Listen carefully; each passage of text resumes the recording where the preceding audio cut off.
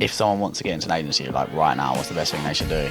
It would be an AI-enabled offer, and I would be jumping into an industry that most people would think is really saturated with a new AI offer and hit it hard. Welcome to an episode of the Multipliers Club. We've got Jordan Platten here.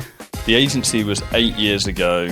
I was working like corporate sales, at that time door to door. And so then I was in sales, I needed to get myself out of debt, which I was in. I don't recommend this, but my first client was a restaurant, but I didn't even know how to run Facebook ads when I sold that. And so I had to scramble through it and then just stumbled my way through it. I started the YouTube channel initially as accountability, but I had a lot of pride and I knew that if I failed publicly, that would just be the end of me. And then I just started gaining traction on the YouTube channel, didn't really know what to do with it, started taking some coaching calls, didn't have time to take coaching calls, and then everything just kind of evolved very organically.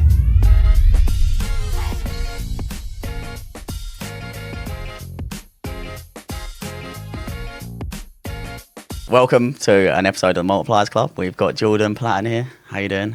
Good, man. Thanks for having me. Third pod of the day. Third pod of the day, yeah. Third Holding pod of on. the day. Wicked. I want to start with a little story, right? So about 6 years ago now, I was in Cape Verde with my family and I got super burnt on the first day. Like, I've been on a sunbed today and I need to get my tan for my wedding next week. But I was super burnt, had blisters all over me. And this is the first day, so I had to spend... So I couldn't go in the sun the rest of the time. So I spent 7 days just watching videos of you. Because just about a week before I went, someone was talking to me about social media marketing. It's quite... Anyone can get into it, basically. So I Googled it when I was just sitting there. And then I just ended up watching your content all day, every day. And then on the last day, called my best mate, Sam, was like, Sam, I've been watching this Jordan guy all week, right? He says that we could definitely get rich from a marketing company and we don't need any experience. Like, are you down? He said, yeah. So I got him to watch some of your videos because he's a salesman about cold calling. First person he called, we sold. Doesn't usually happen like that. And then 6 years later, we've got our own agency, just done just under $1 million in a year, in the last year, but obviously we've done 6 years now, so I just want to say thank you. That's awesome, man. That's a cool story. That's I didn't very actually cool. realise That's that. very cool, man. Love that. Yeah, it's crazy because if that didn't happen, if I didn't get burnt, I wouldn't have been able to watch that. I wouldn't have had 7 days to just watch That's content. what you were saying. I thought you meant... I was confused. I think you sent me a voice now. I was on the tube. I didn't really listen. I thought you were saying, you need to confront him because...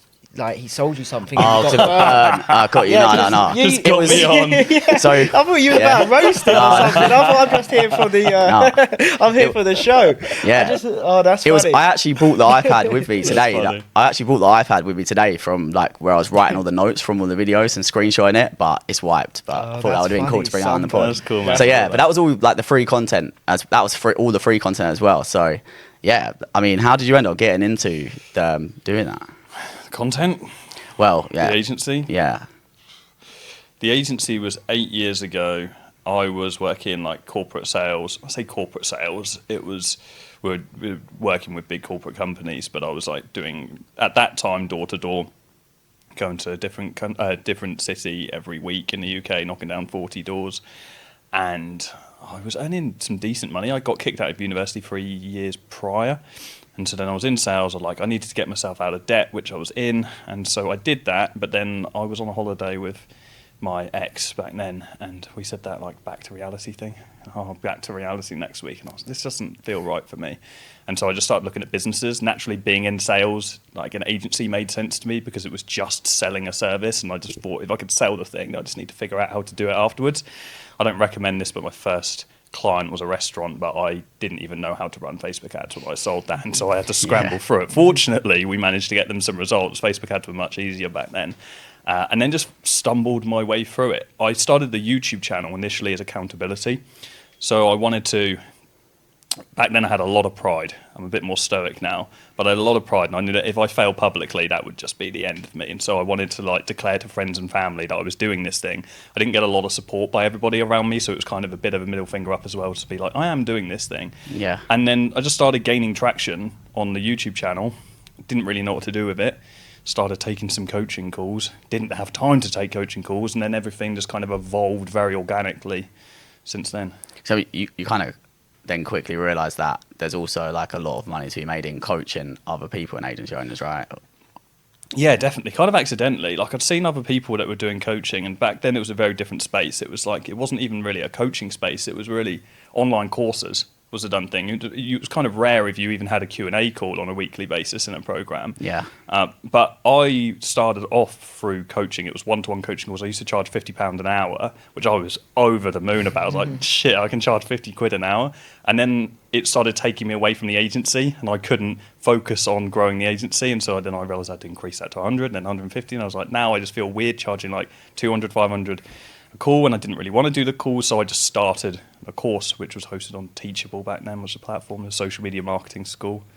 Shout out. Yeah. So just for the listeners, can you tell us a bit about the Affluent Academy, right? Yeah, so the social media marketing school turned into the Affluent Academy, which is now is the education program.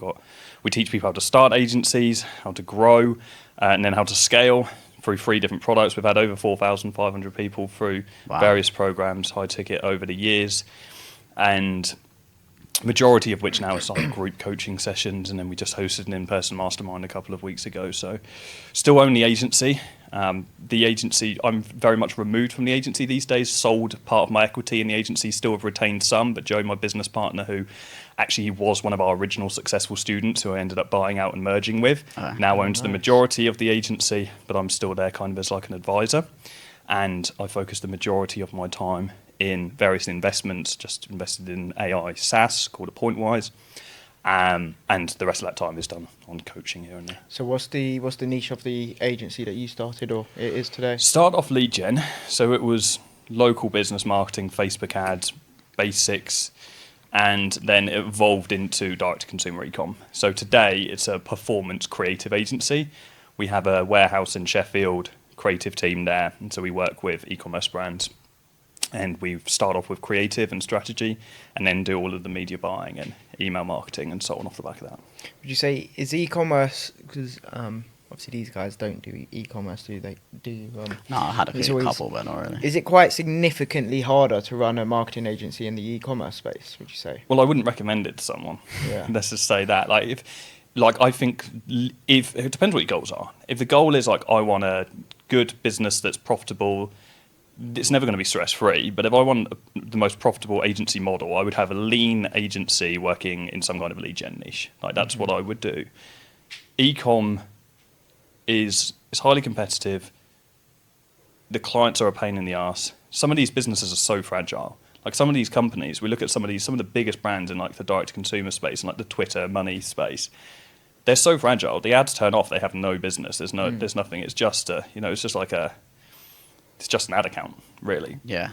But because of that, you also deal with founders that are very egotistical, that have a heightened sense of self and what they actually have. And so when you are trying to battle through, and that only exists in the bottom end of the market, so if you're trying to work with brands like 0 to 50k a month, that's kind of what you deal with quite a lot. To unlock brands making 50k a month plus, which is thankfully where we're at now, and now our minimum's 100k a month, that took a lot of time, but it also takes a lot of leverage. So you have to have a load of case studies. You eat shit for a long time to get to decent brands. Yeah. A startup e-com brand is a pain in the ass because everyone spends all their money on the product and on all of the infrastructure and leave like $2,000 for marketing and think they can just turn on ads and then they're away. But actually it takes like 6 months to get and have like no data or anything. So nothing. I suppose headache. Exactly. When I first started agency, we were taking we were just taking anyone. Like we had restaurants, and then we had scaffolding company, and then we had like a clothing brand. And then I think at the time we were working with a clothing brand, they had no data, brand new to everything, and wasn't spending that much money on ads. Didn't want to put in that much, like 20 quid a day or something like that, which is like nothing in e-commerce when you're fighting against other people. And that it just wasn't working. And at the time, as an agency owner, and you don't know, like I really thought we were just doing something wrong. But like as a learner, we weren't doing anything wrong as such. We were just probably not right.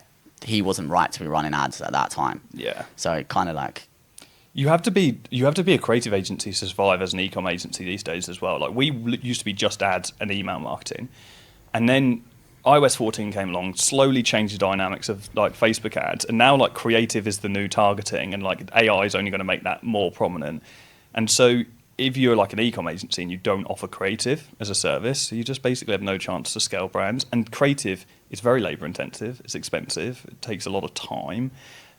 So if we're talking about, just the concept of making money and having a really profitable engine, yeah, the agency's at that point now, but I wouldn't necessarily recommend that to people if they wanted to get started in something. So I guess on the other side, there's a lot of listeners may be looking or always thinking about starting their first business or side hustle or whatever, a lot of people might be looking to launch some sort of e-commerce brand, whatever product it is. What would your advice be to them if they're just getting started in business?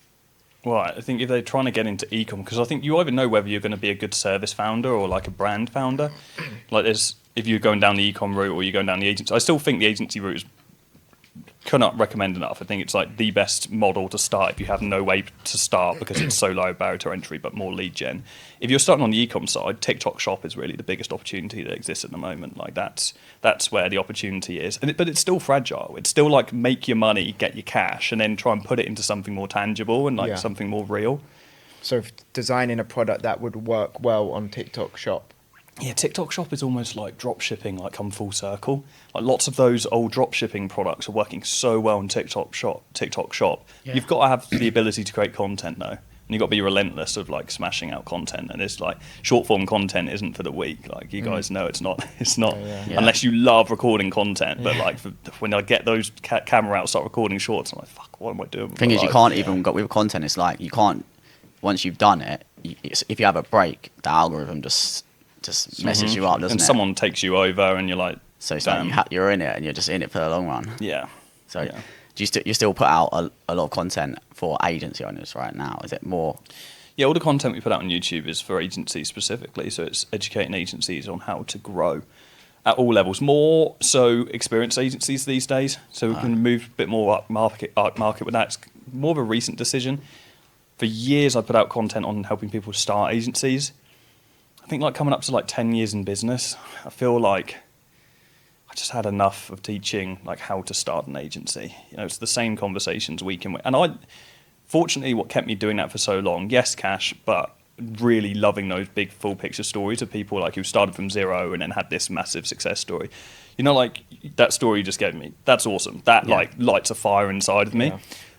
And for a very long time, stories like that drove me to keep recording how to start an agency videos. This is how you get your first client and so on. But now I'm just like, I've said these words so many hundreds of times that I just want to teach people that are closer to the level that I'm at. And so we're doing more advanced content on YouTube, talking about the software a little bit as well, talking about AI a bit too, just what I'm actually interested in. Yeah, because I guess you've still got a course, right, for brand new people that come in. Yeah, we have Agency Launch, which is like a mentorship for people that are starting from zero. Yeah.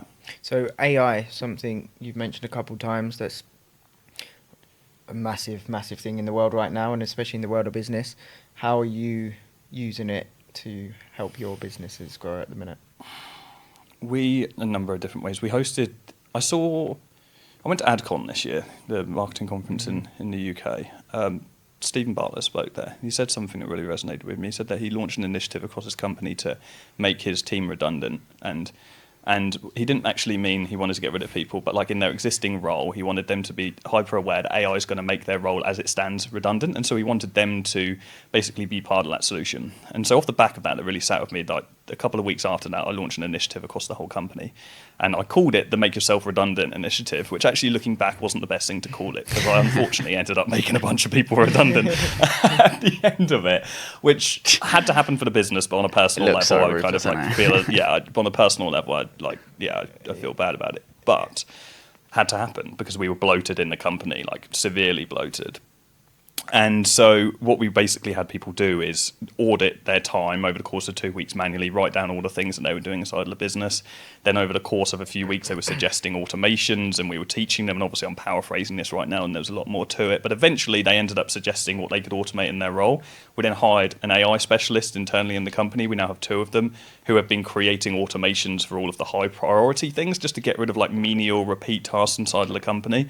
And now we're at the stage where all of the kind of repeat things, let's say onboarding and even stuff like researching podcast guests, like that, we've created automations for that. And now we're at a stage where we're tinkering around with fun little projects. So we have just built an automation internally for sales call reviews. So when the sales calls happen, the call gets transcribed. It goes to a system that's fed with all of our previous sales call reviews with a sales manager, gives them feedback, ranks closers on a form, and then gives that feedback direct to the sales manager, saving them loads of time. So there's the efficiency piece, but also I invested in a company called Appointwise, which I've now become a co-founder of and am putting a significant amount of my time into, which is an AI appointment setting software. And I'm incredibly bullish on that at the moment. Dive into that a little bit deeper on the. It's a conversational AI, plugs into Facebook, Instagram, all the usual, WhatsApp, SMS, etc. Handles all of the leads. So the solution was created for lead gen agencies. You work with med spas, you generate leads for a med spa. The med spa can't actually convert the leads because they're busy doing the med spa shit, and so they blame the agency and say the leads aren't converting, when actually it's just a speed to lead issue. They couldn't get to the leads fast enough, they weren't handling them properly. If they did get to them, they were half-arsing it, etc. So the AI is trained on the business. The AI reaches out via SMS, WhatsApp, or whatever platform instantly, has back and forth exchange, integrates with a calendar, books people straight onto the calendar. And so that's done on like ad-based leads, but also is done across inbound. So if you have got a big Instagram following, you're getting inbound messages. It can segment people based on what they've said. It will qualify them, send them to relevant products, send lead magnets, remarket. You can basically do imagine if ManyChat, if you wanted ManyChat to be able to do everything you wanted it to do from an AI perspective, that's what Appointwise does. And then beyond that, email, response, voice call will be integrated. And it'll And links in with like high level seamlessly. Yeah, it connects to high right? level right now. We're releasing Zapier next week and we'll go program agnostic. And there's about 5,000 customers on it already. How much is that? How is it a subscription? Subscription works out, initially it's like 97 if you just got one account, but we do like an unlimited sub-account model similar to high level at like 297.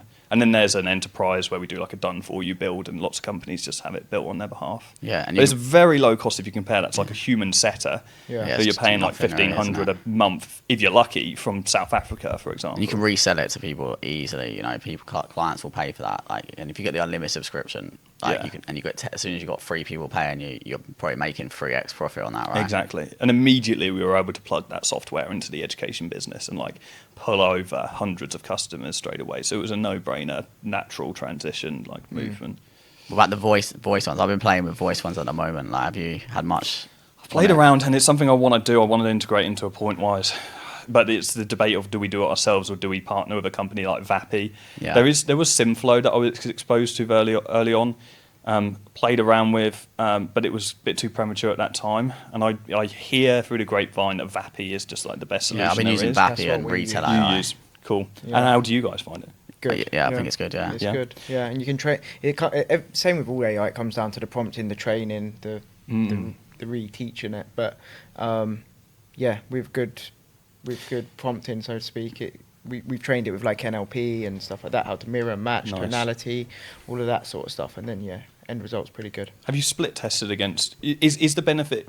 Because I've always expressed to people, but I'm ignorant when I express it. It's just theory that, if you had a data set of 100 humans versus 100 of the AI, the humans would still outperform the AI, but that speed to lead and volume compensates for basically the human. Correct. Yeah. No, AI is. You're getting high conversion rate on the AI. We run a call center, right, as part of our agency. So we have like 90% of our clients we're calling leads for them manually. All the time. Yeah, manually. Cool. But it's such a headache because someone's sick today, suddenly they're not on it, then someone has to cover their account. They don't really know about those med spas or those treatments that are on that. It's just headache, or people are late, or people have to sleep at the end of their shift, right? They're we've noticed in last 2 hours they just don't make as many calls, or they're lethargic on the calls. They're not there, whereas the bot's always there. I've been using it for reactivation campaigns, right? So I just added it to one of my clients the other day,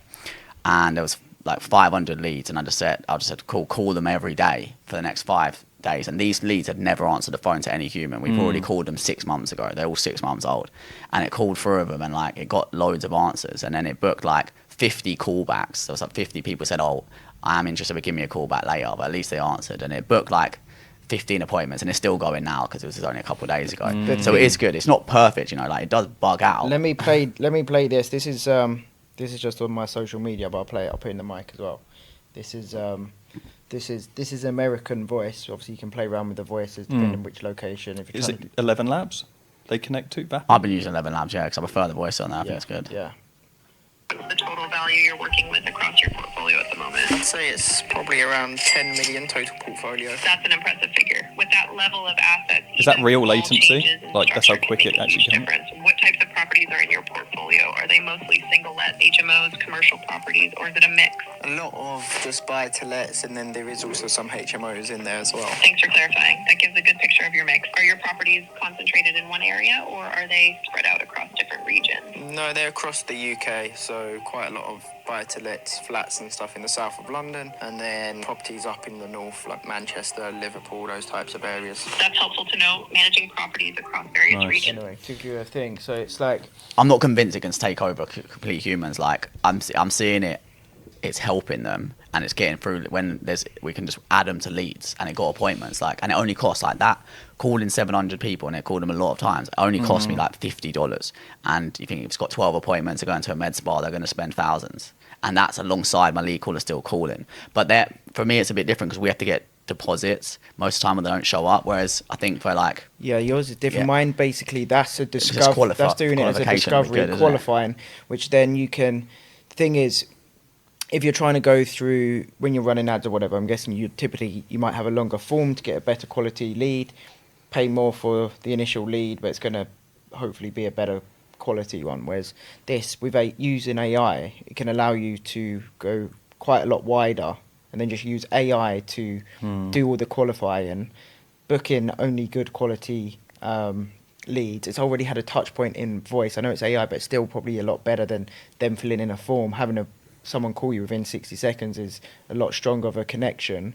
And then also obviously long-term nurturing, which a lot of businesses put off because it's time consuming, or they're thinking it might be 12 months down the line, it's not worth it. Now with AI, same thing. You can then, following the call, put it into a nurturing process depending on sort of where we feel like they're at in the journey.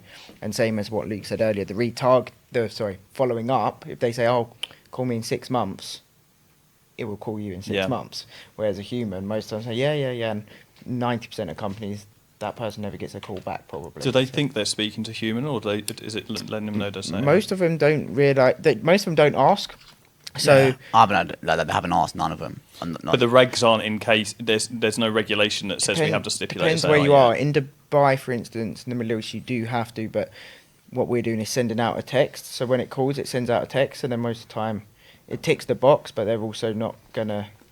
If it asks, I've got it set up so like if it asks if it's AI, it won't lie. It will say, yeah, I am the AI assistant. All I'm doing is trying to help you with X, Y, Z, and try and put you onto someone that will help you. So I think like different ways to go about it. But I've seen some where there's some and that they just say, oh no, I'm not AI, and they set it up, and then it's just you have to put the boundary in. It goes to naturally when I've asked it. It says something like. It says, oh, thank you. You must think I speak really well, but no AI here. Anyway, and then it just says the question. It's good though, because when you train it, it does listen to you. Like it's not like a human where you train it and then they might do what you say. Like you'll listen to the call and you'll prompt it and say, next time, if you ever get asked this, do this, and it will do it.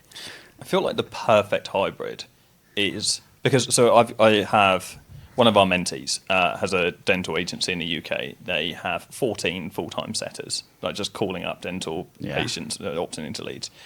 The perfect hybrid is if AI takes the calls, but you have a couple of setters who are on hold at any point. So if someone is like, I don't want to speak to this bot, it's like, okay, cool, let me put you through to someone. Yeah. And then immediately you go through to an actual setter who then goes to do it. Because the business from the agency perspective, it's a completely different business going from 14 setters down to 1 or 2. Like the amount of money you're saving on a monthly basis. I mean, even if it allows you, if your setters are working UK hours 9 to 5, let's say, even if a business wants to keep that and implement AI over the weekends and from 5 to 9 the other way, it means if someone opts in at 7 p.m. on a Friday, they're on their phone, but the appointment setters got backlog over the weekend, doesn't touch base till Monday afternoon, compared to now AI calling at 7:01 on a Friday. It's going to make a huge difference just by using it in the overtime hours. So agree. Yeah. I think it's going to, like, I guess it's still early on. It's definitely going to get like more and more like high level of got inbound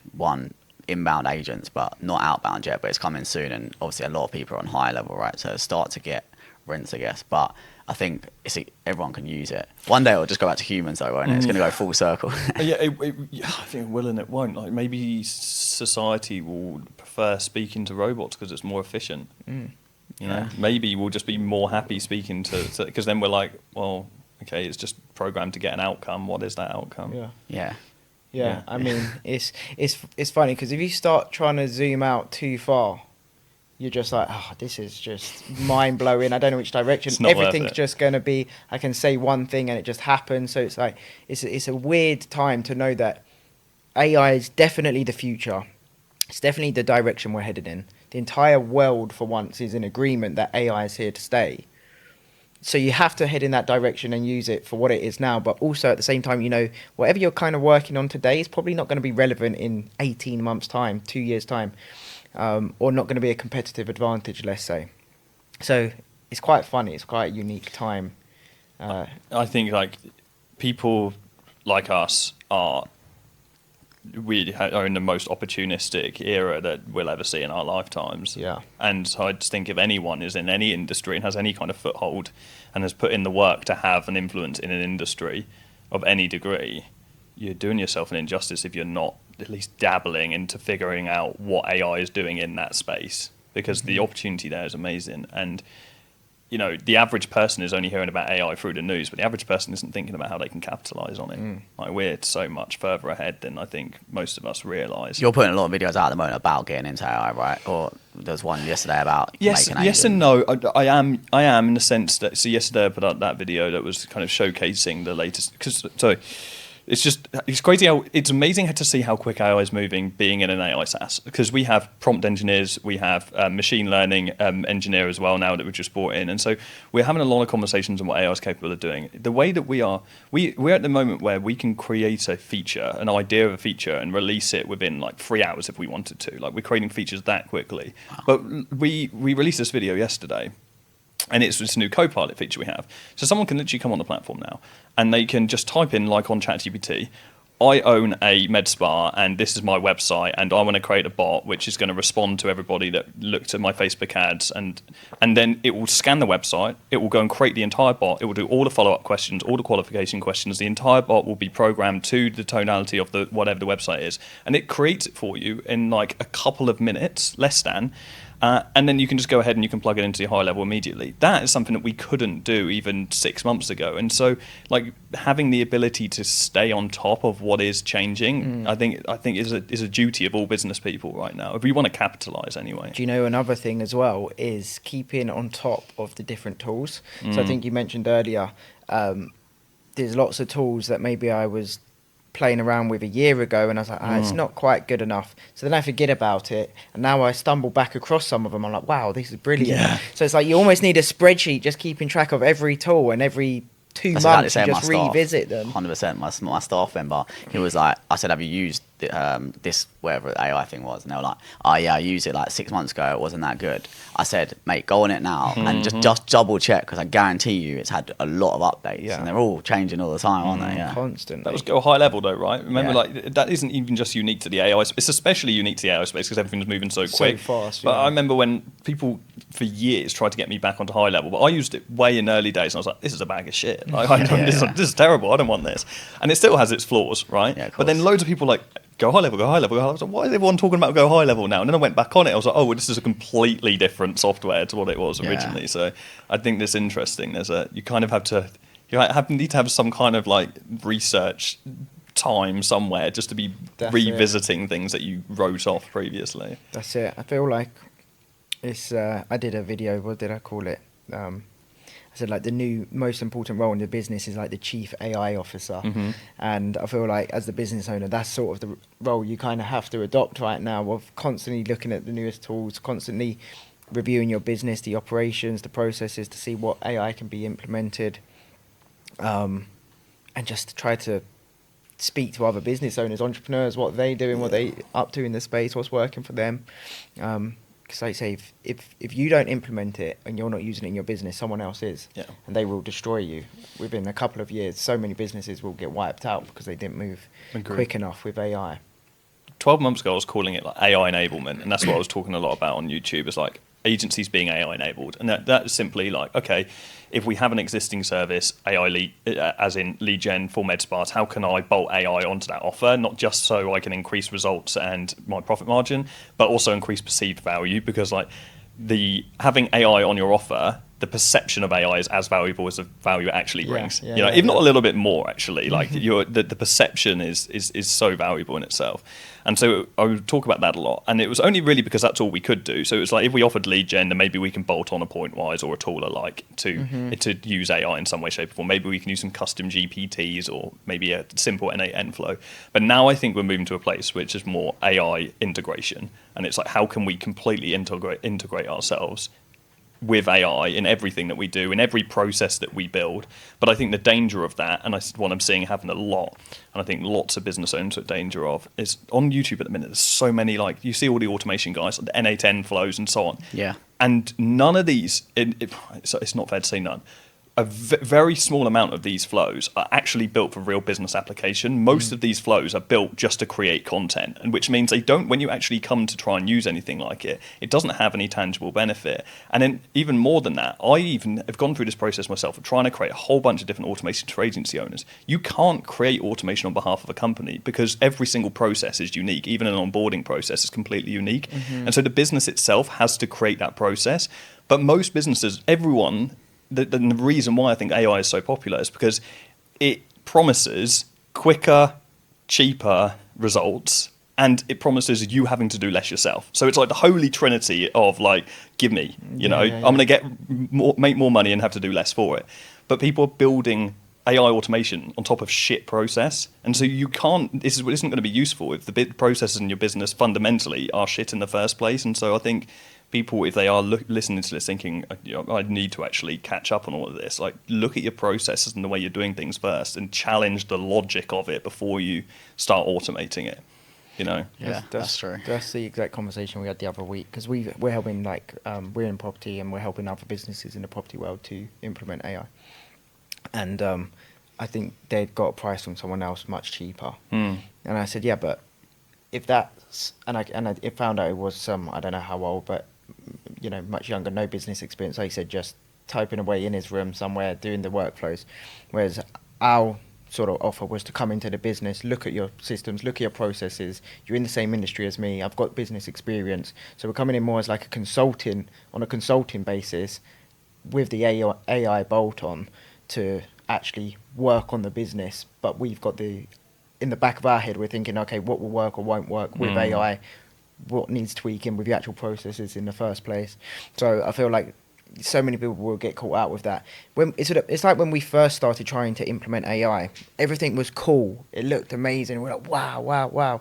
Go to implement it. I was like, this doesn't make me any more money. It doesn't save me any more time. It's just fun to work on. Fun. Yeah. And now it's transitioned to like, wow, this is replacing roles within the business. Causing less mistakes, generating more leads, or whatever it might be. But yeah, it moves faster. I remember like a couple of years ago, and everyone was so amazed when you could just go on whatever platform and type in like giraffe in, I don't know, in the snow. And everyone's like, oh my god, look, there's a giraffe and it's in the snow. Like, it's just made it in like 2 seconds. Now you can have like full like adverts in like 1 minute adverts. VO free. Yeah. So it evolves so quick. Like, who knows where it will be in like 3 years, let alone even like 6 months. There's so much. What do you think the world, just overall, what do you think the world looks like, let's say 5 years from now? We should start asking this to all guests. What do you think the world looks like in 5 years from now, with AI obviously in mind? 5 years from now is very hard. I think 5 years from now is not as long as people think, but also I think what will happen is most admin-based menial roles will be completely replaced with AI. There's a model called the AI 2027 model, or the prediction. Have you seen this? No. Okay. Just type in AI 2027 on Google. There's a study by ex-OpenAI researchers, Harvard University researchers, credible people who have predicted where AI is going to go. Now, to be honest, it's a very AI apocalypse. Like, by 2027, they predict that we will have superhuman intelligence AI, in the sense that AI will be able to do everything that humans can do better, or at least to certain things like coding, general assistant-based tasks, admin, etc. And so by that light, there's nothing that someone would have to do online that doesn't involve communicating with humans, arguably, that AI wouldn't be able to replace. And so I think companies, big corporate companies, are going to be challenged by tiny little companies that are coming out just with AI integrated all the way through. On that note, I had Go High Level attend my awards evening this year. I was talking to them about their growth, and they said to me candidly that the biggest thing that they are afraid of is other competitors offering similar services to them that are built with AI integrated. Go High Level have over 5,000 employees. You know how much work it is to turn a company from 5,000 person manual business to now being completely AI integrated? And I think that's why all of these big corporate conglomerates like Facebook are giving $100 million signing bonuses to people in AI outrageously. That's crazy, yeah. Because they're shitting themselves, thinking, what happened? How do we turn this thing around? So I think 5 years from now, it's just we're going to be in the place where companies will be very lean, and I think we'll be looking at business very differently. I think 20 years from now, I don't think online business will exist. Many sub-industries in online business, I think we'll be in the woods making axes. No, it's true. I think, like, what will it do for the economy? Because in one sense, some of the biggest companies are going to fall hard. And even things like saying, if you're tied into just even employing people, and people have been at your company for years, being able to get rid of people is bloody expensive. Office buildings owned, machines owned, all these assets that usually companies are pretty safe to sit on. But it means to go lean, to scale your company down, is very difficult compared to someone building on the way up. So, I don't know, it's going to be a big shift, and I feel like if there's a lot of shift and a lot of change, that's never really, in the short term, good for the economy. Yeah, it's exciting and it's also annoying. It's annoying to be born in the era where so much shit is going to go down. But then again, you look back and you're like, okay, well, did I want to be like my great granddad in the war? No, I'd take AI over that. But like, it's going to get a little bit weird over the course of our lives, and I think that's something we've got to accept. But like, do you know there is a world where AI makes life a lot easier for everyone and means they don't have to work. You know, there is a world that exists there. There's also a world where we create weapons and kill each other. So that does exist. I would like to think that AI will facilitate easier humanity. People won't need to work as much, and robots will do lots for us. That's how I would like to think it would go anyway. I think, like, even the way I kind of try to monitor it is there's a delay, there's a lag in. If we was to sit down, let's say we was consulting with a business and there was an unlimited budget right now, just with what's currently available with AI, there is so much that can be done. And there's a lag, because to actually implement that and to make all the AIs talk together, it's all possible, but right now it takes quite a lot of work if you wanted to, be at the top level. But as that gets easier, as the talking to one another, as in the different AIs, the different networks, gets a lot, like, so easy that you can literally say exactly what you want on your phone and done. The right bots or the right system or the right process all happens, which is probably, I guess it must be a challenge, otherwise we'd already have it, but it's not going to be that big of a lag if the tools and the softwares, the abilities are already out there in the world. We know within a couple of years, we're probably going to feel the issue of how to prompt it properly, if that makes sense. Which means, because we've been in things where AI can already, know what you're thinking, and it can draw a picture without you saying anything.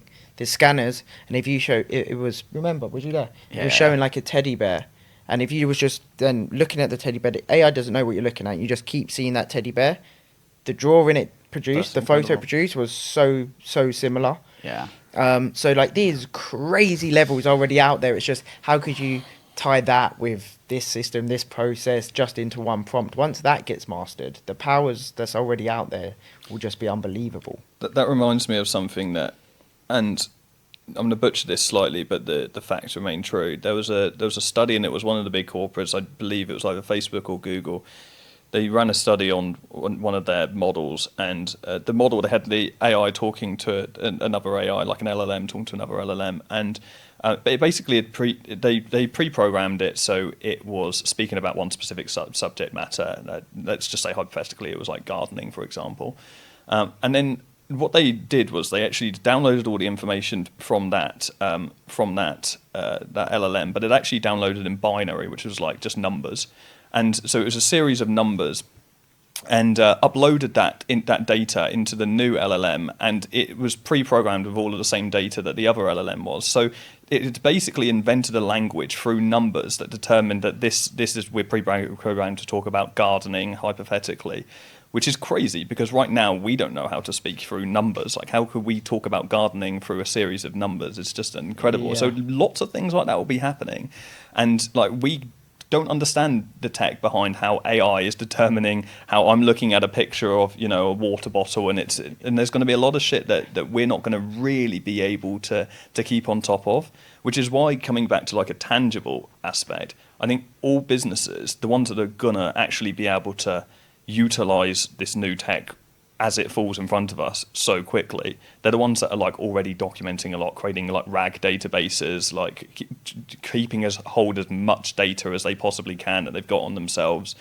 Be that if you've got loads of content, it's storing it somewhere in a database. It's if you've got client conversations, it's trying to transcribe and store as much as you can, because the more data you've got, the more when AI eventually does self-prompt and does create amazing things for us, like everyone's going to be rushing to collect that data. Whereas if you are right now already collecting all of that and storing somewhere, even if you're just creating like an AI knowledge base, like many people already have, like just a chat bot, which is like a support engine that you're feeding, like that kind of data is what AI will eventually end up using. You know, plug it into your P&L and plug it into all your tracking sheets, and then eventually AI just knows your business better than you do and can do shit for you.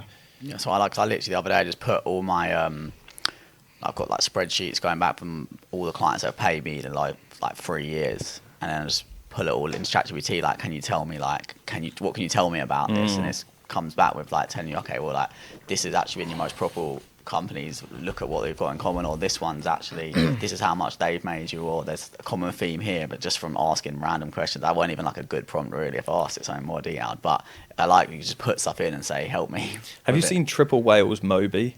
Do you know who Triple I know Whale about are? Triple Whale, yeah. Triple Whale are the biggest attribution tool in the world for Shopify stores. They attribute 25% of Shopify's revenue. So it's basically a layer on top of Facebook attribution and so on, and it blends all the KPIs across different platforms. They're huge. And like value over $1 billion. They have an agent called Moby, which initially just plugged into Shopify data. So let's say a Shopify store who's got 2 years worth of data gets plugged into it, and you can ask it questions like an LLM, like, based on the data we've got right now, what kind of Black Friday promo should we run this year? Now they literally just released another feature called Deep Dive yesterday, funnily enough, that they told me about. And this feature, you can, at any point, you can just get it to deep dive into any query that you have inside of the business. It will create all of the advertising campaign for you. It will go ahead and create creatives on your behalf as well, based on performance. It will create big in-depth SWOT analysis and detailed analysis of competitors and so on. It will do all the shit that a ultra talented research analyst, someone who's worked in e-commerce for tens and tens of years, would be able to do in seconds. And like that's early stages of where this is going, plugging data from a company into an LLM and then having it suggest how we run the business better than we know how to do it ourselves, despite us starting it. And then on a bigger scale, that goes up to the bigger the companies, and then it's like, does it go to the political, to the country? Where does it go? And then it gets weird. Every time you look at it, it just gets fucking weird. It's good until it's shit. But everything's like AI versus AI now. So it's like sometimes I'm having conversations with clients, and they're emailing me about something, and I know they're using AI, and then I'm emailing back using AI, and it's just my AI versus your AI. It's just, but you can see it, and it happens a lot. And you see that now. Someone was posting yesterday about there's a lot of AI just going through CVs now. So people are using AI to write their CV, right? Fair enough. Yeah, and then there's the recruitment companies are using AI to see who's got the best CV, but it's basically AI checking AI. and then it will interview them using an AI person and qualify who was the best person. It's all just And whatever angle you look at it from, there is something like that, you know. So I just think we've just got to capitalise on it and then get out and then figure out something else, you know, because I don't really want to be messing around with it in like 10, 20 years' time. That's the thing. That's what I mean. It's funny that it's like now you always program, like we always try to tell ourselves to have a long-term vision. But for the first time, it's like, you can't, how can I plan for 20 years' time? It's impossible. 5 years is nigh on impossible. I just got to figure out what I'm doing over the next couple of years heading in the right direction. The info product model used to be like the best model ever because you used to be able to create the program and you wouldn't have to recreate it for about 2 years. Be like, okay, I created this course. It was a chore. It took me 3 months solid, locked in a room, but I've done it now and now I can sell this thing for like 2 years. Now, like products, you can't create a video course. If you create a video course, and you're going to be re-recording that thing in like 3 months' time, because whatever industry you're making it for is completely changing like every quarter. And so like I think what we're seeing with AI is like in every single industry is just a need for rapid iteration on everything. Like you can't do something, sit back and be like, right, I'm done for a bit now. Maybe in e-com you can as a product, but not your advertising. That's all. I bought like a mini course in like aesthetics marketing, and it's like, and I was driving my car yesterday, and I was like, it's so outdated, and it was only like a year ago. Yeah, it took me so long to do because I was like, it took me so long to do, and now it's just redundant, really. Crazy. And if I do another one, like you're saying, it's just going to change again, or Facebook will change this, or things will become easier for people, but it's. Yeah. And it's crazy. And then because you have to iterate so quickly, then you're like, well, let me use AI to help me build the content. But then you get scrutinized for using AI to build the content. It won't be real. And, you know, it's a cycle. So What's some of the other businesses you're invested in or looking to invest in? I'm invested in Triple Well. So I managed to get into them pretty early, like 4 years ago, which I'm glad. School.com invested in early stage, invested in School. How do you go about getting those opportunities? Email people, just reach out. So School, I was part of Sam Ovens' mastermind. So I was in that, and on his final event, he invited people to invest. Pre-Hormozy, did you say? Pre-Hormozy, yeah. Oh, my shares are like 1/5 of the price of Hormozy's. Oh, wow. Yeah, wow. Crazy. There was someone in that room, and I won't name who, invested $1 million at that investment round. So you imagine how much cash they're going to make. Hundreds of millions they will make out of that investment. Nice. It's insane. Absolutely insane. It'll be the best investment they ever made in their life, and they'll probably never have a business that will bring them that return. Yeah. So that one came from the mastermind. Other ones like Triple Whale came off the back of email, and then I did an affiliate video for them on YouTube. They invited me to invest. I turned it down the first time, and if I did the first round, it would have already 500x. Oh wow, which is insane. Oh wow. But I didn't do it. Invest obviously in the Pointwise. There are a couple of others. Clay.com, who are now $3 billion valuation. I invested in them at around 100 million valuation. Claygate. Wow. Is it Claygate? Clay.com is a GTM tool, a go-to-market tool. It's like if you imagine if Google Sheets it had an API to every other lead generation tool on the internet. And so let's say you've got a contact, you find Jordan Platten on LinkedIn, and you want to, in fact, I could use me as an example. If you wanted to try and find someone's mobile number on clay.com, it will search through like 10 different tools back to back. So it will look on one, can't find it, look on the other, can't find it. And you find that like sometimes like 7 tools down the line it actually finds the thing you're after. So it's just so much more effective than any other lead gen tool. I'm sure that's what I use for my like cold emails, where I just whacked in the middle and I said, can you find me the local restaurant to that med spa? And put it in an email and then find their number. Yeah, and you can do all the personalization for outreach on there and then plug straight into another tool and do the outreach.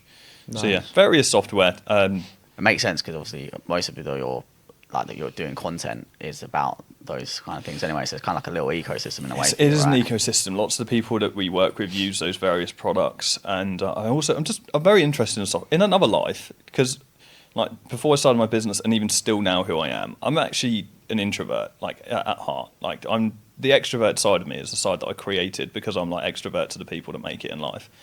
But in an alternative lifeline, I'm a software engineer that spends all of my time in the dark, not speaking to other people. So there's something about software that excites me like that.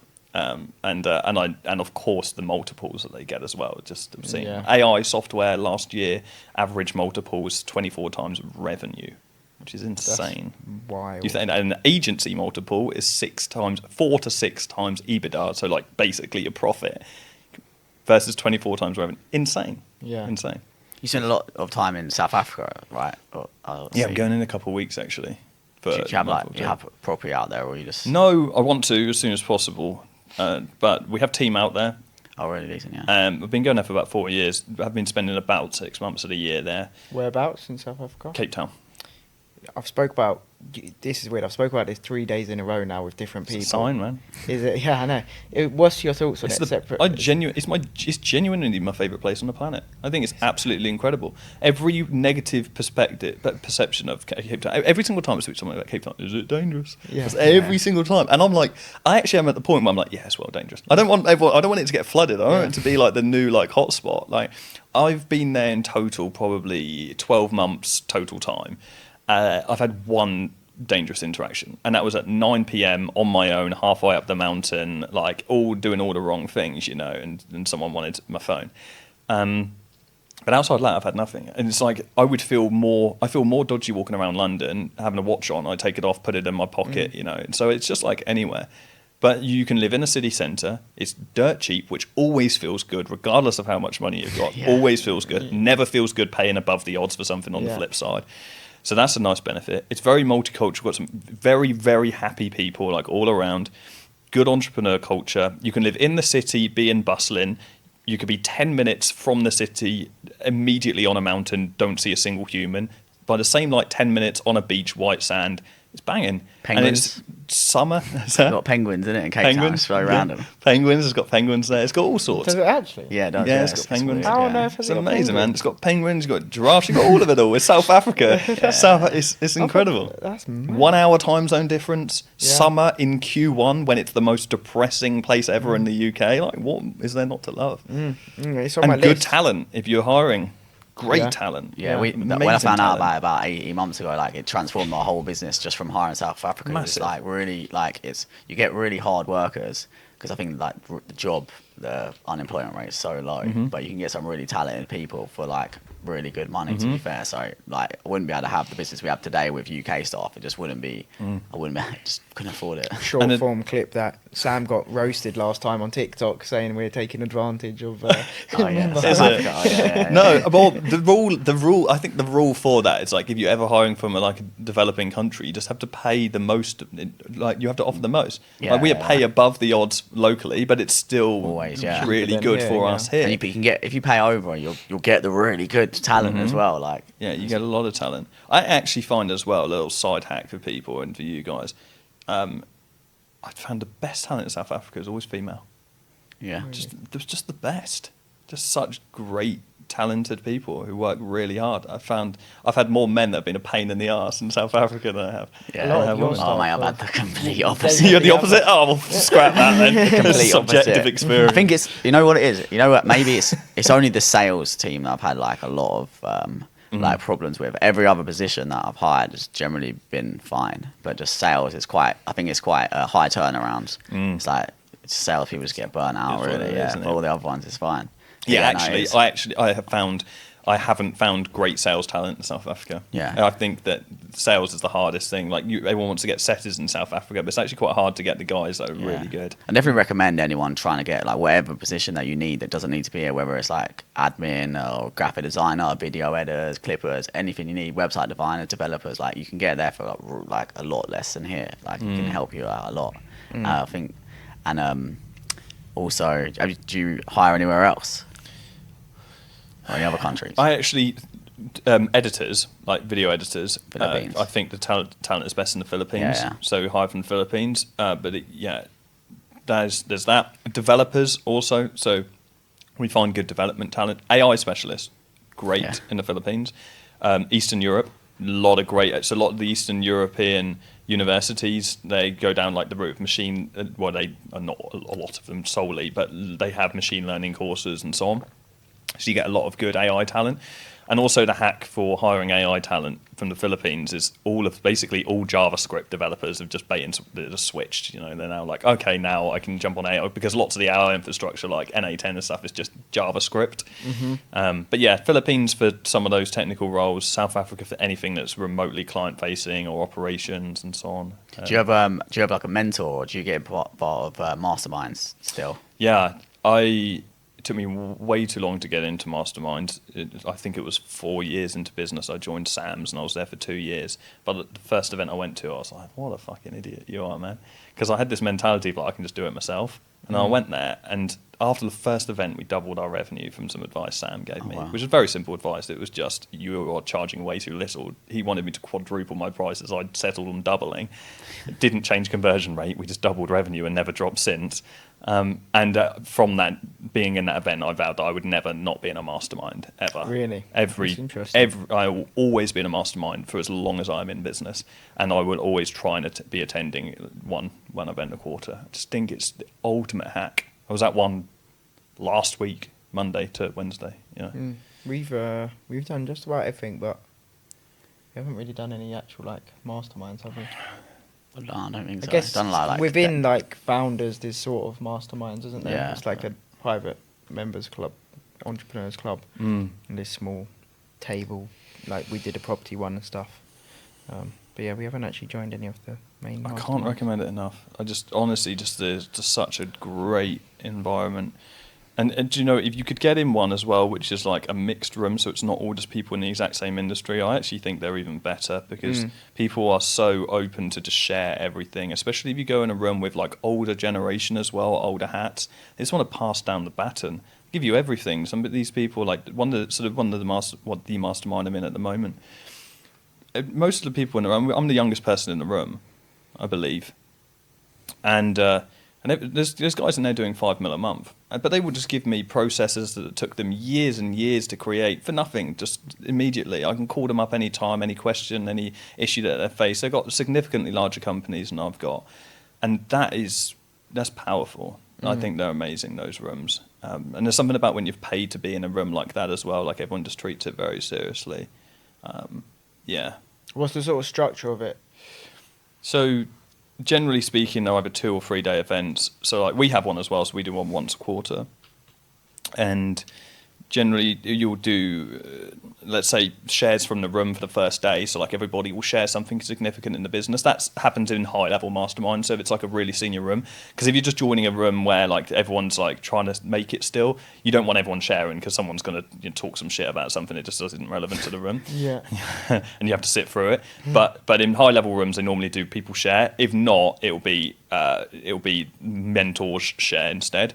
And then you end up doing open topics. So what the format happens in ours and in the one I attend, because we've modelled it mainly on theirs, you'll get everyone in the room to just shout out topics. All of the topics will be on the board, and you just squeeze a juice on every single topic until that's done. There might be round tables with people, like or panels. Lots of different ways to do it. A couple of weeks ago when we hosted ours just outside of London, we did group sessions at the end of it. So at the end of this 3-day event, we got everyone together, assigned to a mentor who was relevant to what their specific goal in the business was, and then we just created a plan on how they could break through to the next level. So, yeah. Do you charge per event, or do you do like a yearly thing and you get access to all of them? Used to do yearly and you get access to all of them. The one I'm part of, I pay yearly, get access to all of them. My model, I used to do yearly, but I'm just a pain in the arse, and I end up I splurge out on events. I had this, we were doing this annual event, and then I'd like to do 1 or 2 retreats in it. I did this mastermind in Tulum as part of the yearly package. I ended up spending £80,000 on this event. Wow. I spent 50k on the villa, and then everything else was just... it was a nightmare, but it was amazing. But like we were negative on that event, like, and it kind of wrote off the profits for like a lot of the rest of it as well, because we spent a lot on the London events and so on. So now I do per event because I know what the numbers are. I can be more controlling, and I can increase the price for a retreat. Like we'll do one in Cape Town next year, and probably one in nice. yeah. How much do you charge on these? I don't know for the retreat yet. But this last event that we just hosted a couple of weeks ago it was 4k for the public, 3k if you're part of one of our programs for the 3-day event plus dinners and so on. Yeah, nice. What does a day-to-day look like for you at the moment? I'm on all the time working, but I'm a free man again. I went through a period last year where I was just flat out like constant because I bloated the team. Like I just hired too many. I thought, okay, things were going really, really well, and I was like, okay, we need to scale, and I just started hiring loads of people, and it ended up just being a big mistake. And so I leaned the team down a lot this year. What business is that? That's in the education. Yeah.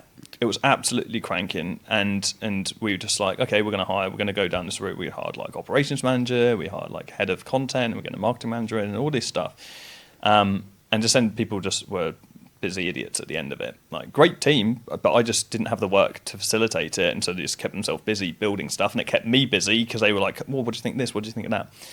Anyway, now we've leaned down the team, use a lot of automation, profit is really strong, and so I spend most of my time working on whatever I want to work on, which usually looks like building partnerships for the software.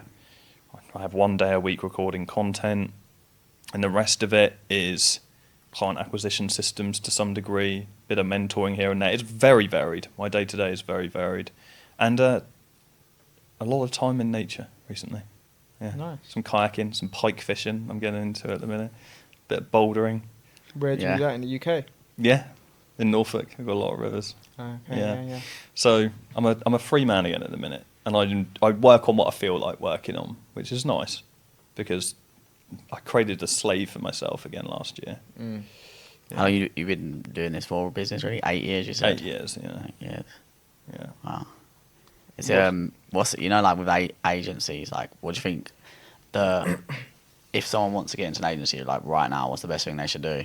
A lot like kind of similar, you touched on it earlier, like a lot of people I think that listen to us, like entrepreneurs or want to get into it, like what do you think their best bet is right this second to get into? And how? It would be an AI-enabled offer, and I would be jumping into an industry that most people would think is really saturated with a new AI offer and hit it hard. The reason why I say that is because we have someone who, I won't name the industry because it isn't fair, but they started an agency less than 2 years ago with us. They hit 7.5K in a year or month, so it took a little while to get themselves off the ground. But then from 7.5K to 25K a month, pounds, it took them 4 months. And then from 25K to 50K, it took them 4 weeks. And then from 50K a month to over 100K a month, it took them another 4 months. So they kind of had this slow growth, and then it went parabolic. And that's because they were in an industry that's really saturated, so they had to prove themselves, and so it was really hard to get off the ground. But then when they started gaining momentum and they had some kind of AI offer off the back of it, they were able to disrupt the industry. And I think there's a lot of industries right now that have worked with agencies for so many years, and they're tired of the same old thing, and so they're looking for something new. And there's a lot of those around. So I would be looking at probably the really busy industries. I'd be thinking about how I can bolt AI into some kind of an offer. Maybe being appointment setting initially, but eventually doing consulting calls with that industry, and then building some actual like IP. So figuring out what their actual pains are as a company. So for example, this company I just mentioned, they established that there was this root pain across all of people in this industry. They all use the same CRM system that basically has a monopoly on the industry, and that CRM system doesn't integrate with Google Calendar, so you can't use AI to do automatic appointment sending and so on. So they created like their own SaaS that married the CRM with a Google Calendar. Now they're the only person that can do that, and so they're able to sign up really big clients. So I would be looking at that. What's a saturated space, or perceived to be? How can I hit it from a new angle with AI? Probably appointment setting to start off with. Cold call the shit out of them, because I still think that's the best way to get clients and meetings. Probably do door-to-door locally as well, because no one is doing door-to-door, and it has such a good hit rate. And hustle your way to the first couple of clients, bolt on some kind of actual AI integration, and then run with that. Yeah. Someone asked me that today, so I'll just send this podcast now. Yeah. Okay. Yeah. Nice. Anything else you want to touch on? No, not on our side. Unless there's anything specific you want to cover. No. Good. Cool. Well, how can the listeners find you on social media or YouTube? Jordan Platten. Straight Jordan Platten. Jordan Give me Platten. your name. Have a little look. See if you like it. If you do, great. If you don't, great. There we are. Thank you very much. Okay, Appreciate you coming cheers. on. Cheers. That was good.